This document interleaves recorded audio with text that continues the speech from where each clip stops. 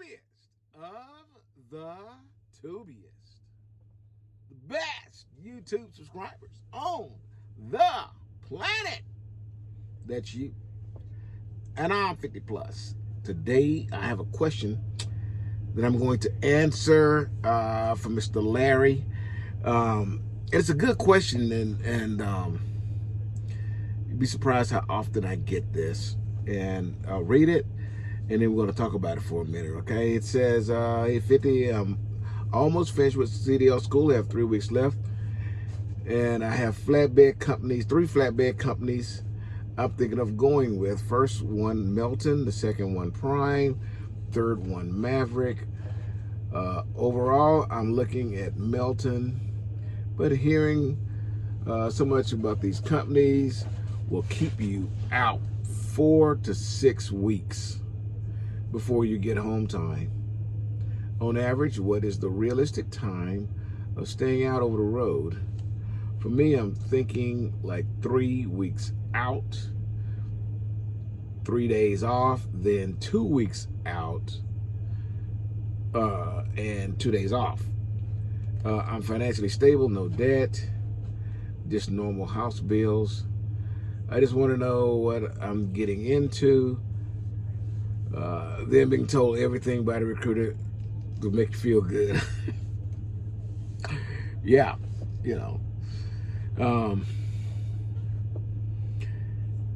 Guys, I'm gonna tell you straight up. It's like I always have, okay?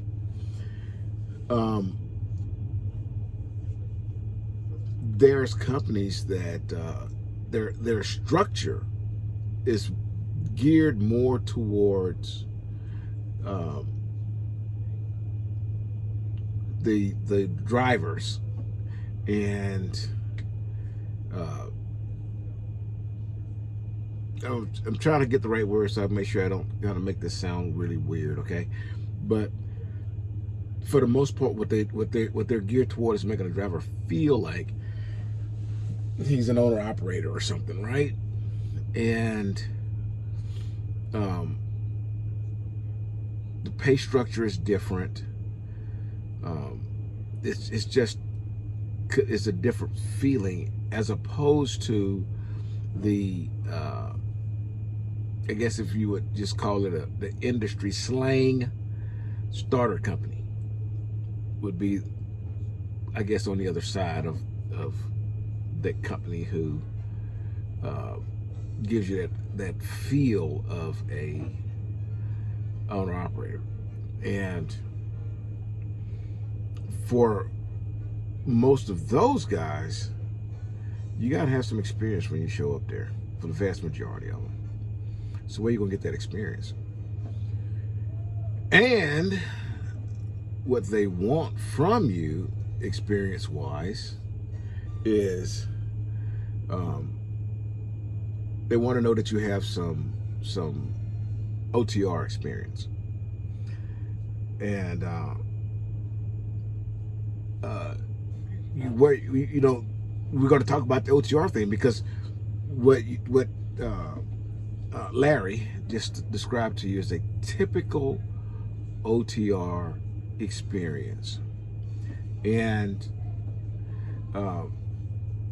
most of you guys just getting into this industry are going to go through the starter companies. Let's just use that as a slang, okay? And companies like Melton and Maverick could be considered, and Prime as well. All 3 of them could be considered starter companies. And they're considered starter companies because they're willing to let you start with nothing, with no experience at all. They're willing to bring you aboard, take a shot with you, and we'll talk about that too, the take a shot thing, okay? They're willing to take a shot at you, and let you come to their company with no experience, train you to do the job, turn you loose in a $170,000 truck, plus a trailer, plus $1 million of freight or whatever it is, and let you go running all over the country. So they have a higher risk, okay? So in order for them to be successful, financially successful, the truck's got to run. It's got to make money, okay? And it doesn't make money when it's sitting at a truck stop while you're at home. And I know it may sound crazy, well, what about me? The company don't think about themselves? Of course. You only thinking about you.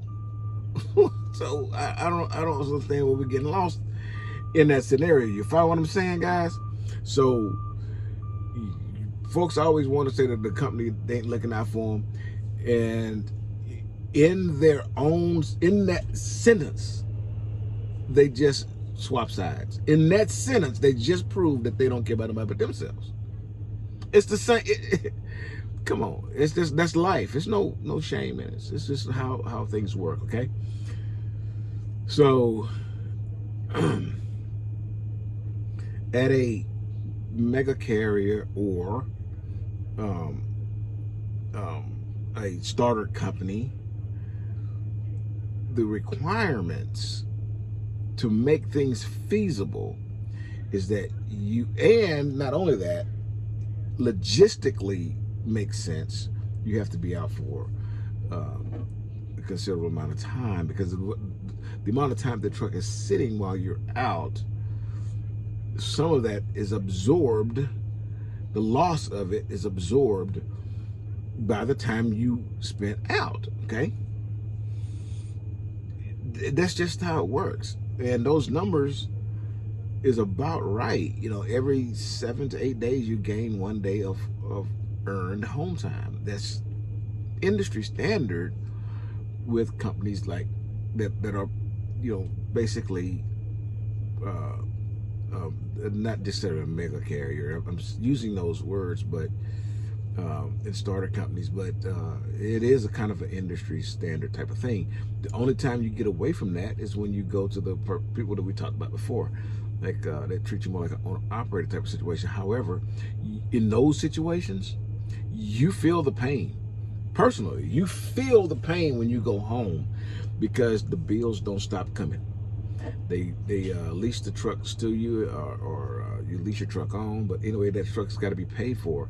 And the person who's carrying that truck note, they don't care if that truck is rolling or not. They don't care if you're at home time or not.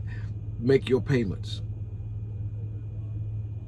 So in order for you to make the payments and be on time and all that kind of stuff with your bills, and you plan to be off a week, you're gonna in a month, you're gonna plan to be off 1 week of the whole month. You got to work hard enough in 3 weeks to make it feasible or make it seems like you worked for. You follow what I'm saying? Or else it's not feasible at all. That's the reason why they do it. The next problem is, as an OTR driver, logistically, it's very difficult to get you home in 2 weeks. He says 2 weeks and off 2 days. No, that's not even. It sounds good, but you go home for 2 days. Stay out for 2 weeks and go home for 2 days. I guarantee you're not going to leave, because you're not going to be able to get done in 2 days what you need to get done in 2 days. You're going to spend 1 day resting because you just got home, and you're going to spend 1 day with the family, 1 day taking care of business, and then you gone. It ain't gonna work. It ain't gonna work. Okay, so now you're in. See, last week I was in Arkansas, and I got a load out of Arkansas that went to El Paso. It's a 900-mile run, so we run. See, you run all the way to, and that's just not a big run. This is only 900 miles. I'm not even talking coast to coast here. So you drive to El Paso. Now I'm in Texas and I live in Houston, but I got home time in 2 days. I either deadhead home, meaning empty, and the company paid me to drive home, their fuel in their truck, putting miles on their truck with their fuel, and then I make a dime and I get home. The other way is that I get a load. They have the final load for me that'll take me from Laredo to Houston. If there's nothing on the board that's a direct shot, I might have to go, say, to New Mexico, and then from El Paso to New Mexico, then from New Mexico to I don't know, Oklahoma, and then from Oklahoma down into Texas, back into Texas to direct shot from Houston. You following? There's not always going to be a direct shot from where you are to where you want to be. So you're in Washington and your home is in Florida, and you put in Hometime. How long do you think it's going to take for them to route you home? And from wherever you are, to get you home, they're going to have to find freight, and sometimes make you get there. The freight they have to take to get you there may not be prime freight. It might be, loser freight, man. And they're doing that because they already promised you that they're going to get you home. And so it may take them a week to get you home from wherever you are. So you take off 4 weeks, you out 4 to 6 weeks, and you go home for 3 days. No, I'm sorry. He said 4 to 6 weeks on average. Oh, he said that's what they require. But he was thinking 3 weeks out and 3 days off. Okay, so you go out for 3 weeks, okay, and then you're home for 3 days. Okay, on the 4th day you take off and you drive. They send you out 2,500 miles. You're making some money. Because how you gonna make money? You gotta make some money, right? So you gotta turn some miles. So you're 2,500 miles away first week. 2,500 miles another direction the next week, and it might be zigzag. You might go from Florida to Washington.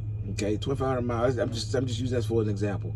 The next 2,500 miles may be like 1,500. But remember, you live down here. That's week 1. Week 2, 2,500 to here. Now they got to find you freight for the next week. I mean, during that first week, they had to find you freight because you remember you only want to be out 2 weeks. So let me simplify it. You only wanted to be out 2 weeks.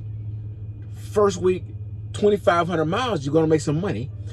So from Florida all the way up, there at Washington, way up here, 2,500 miles. I'm just using that number because you want 2,500 miles at least, right, to make a living. Okay, so now they gotta find freight that next week that's gonna get you home. So they're gonna send you right up there and then right back because they gotta get you back home.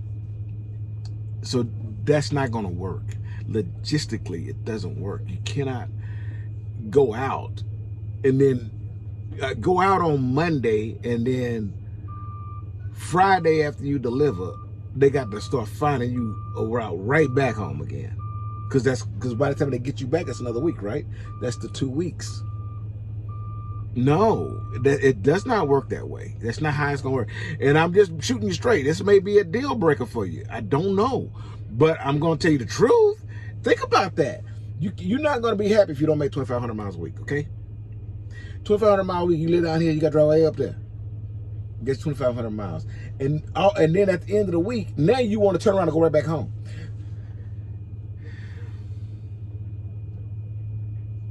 That ain't how it work, bro.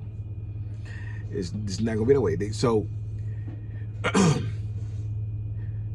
in his scenario, he's financially able to not have to do that if you don't want to.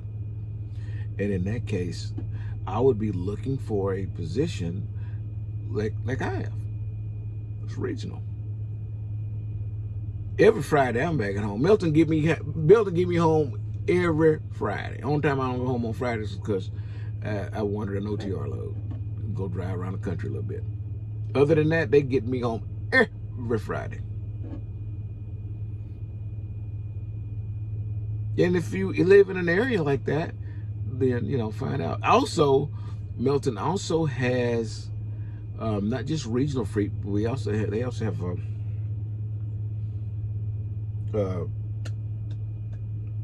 dedicated routes. Okay, and they may have dedicated in your area. So that may be something to take in consideration. Also, I'm not trying to deal break you here, but I'm telling you what is industry standard. Industry standard is the vast majority of you guys are going to go to some sort of starter companies or a mega carrier to get your career started. And there's not a damn thing wrong with that. So I don't care. You can listen to these quacks on YouTube that want to tell you how mega carriers is bad and start a company, you get your experience and leave. That is some of the most ridiculous shit I've ever heard in my life. I mean, that's so stupid. They're speaking out the side of their neck because they heard somebody else speak out the same thing. When you start having truth and real conversation with these people, you find out that they just running their mouth. They don't really know what they're talking about. They have no facts to back it up. If that's the case, why are these guys riding around here in these blue? I'm at the terminal here in Tulsa right now, but why is all these damn blue trucks over here got stickers on the side of the truck? You know, 2, 3, 4 million miles, Melton miles. I mean, they done been here, you know, for million miles. Say you're driving 100 miles, 100,000 a year. It takes 10 years. So if you got 2 million miles, you may have 20 years. So you drive a little bit more than that. Okay. Say a command. Don't bother me no more.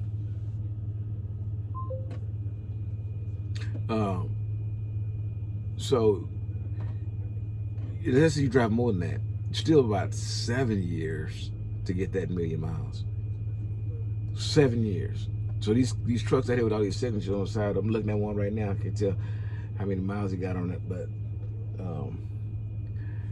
he's a million miler, so you know he's been here for at least 7, 8 years. Okay. So I just don't understand how then somebody can say or categorize a company as a starter company, and then that's bad. If it's a starter company, I consider them. I'm glad they have them. I'm glad starter companies exist, because if they did not exist, 50 plus wouldn't exist. Because where am I going to go? Where am I going to get the experience in today's world? Where are you going to get it in today's world? Is there other ways? I'm sure that there is. Good luck on that. Good luck on that. But Larry, bro, it's gonna be a lifestyle change. All this is, you know. Peeing in a bottle is a lifestyle change. But it's worth it, man. It does pay off if your family can deal with it. You know, if you can deal with it, my advice for you is do it. Come on, man. Come on, do it. You know, and like I said, you may be able to find you a dedicated route in your area if you live in Houston or Tulsa or in that general vicinity. You know, where we move freight through, maybe San Antonio, Laredo. You know, then I bet you can get on the regional fleet and you home every weekend, and it is beautiful. And I'm gonna tell you something else. I wouldn't go back OTR. I'm willing to. I'll put my paycheck up against a OTR guy any day of the week. And I'm home every weekend. I bet you I'm making my money. I'm still gonna get decent miles, and when they compensate for short runs with the cabbage. Okay. On top of that, if I tarp 3 times a week, that's an additional $300 plus the short haul fee plus the miles. That's enough to keep the wife in some nice fineries.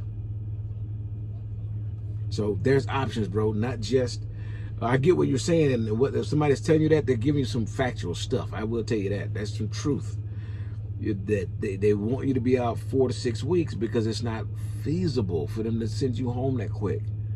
So like I just explained, they got to logistically try to get you back, and then right back out again, and then just to logistically get you right back again. You know, sometimes they have to get broker freight from me, and I'm in Texas. Excuse me, I'm in Texas, and Melton, I can get a broker freight and get me back to Houston, and I'm in Texas. I'm telling you, yes, there's a lot of freight moving around, but it don't necessarily mean that it's moving to where you want it to be. Okay, so take all that into consideration. Now I'm at 20 minutes, so I got to let y'all get up. If you probably don't fell asleep listening to me ramble anyway. I'm gonna try my best to upload videos on Wednesdays and Mondays, Wednesdays, and Fridays. I'm trying, guys, but it's a little bit difficult when you got a student because you know, they deserve my time. That's what I'm here for. So anyways, until I see you again, deliver undistracted. Oh, by the way, hey, just come on to Melton. I know you're talking about these other folks. Just go to Melton. There's a link down below. Click that link. Send your information there. Let somebody come and holler at you. Okay? Till I see you again, deliver undistracted. And if you're in Tulsa, come see me.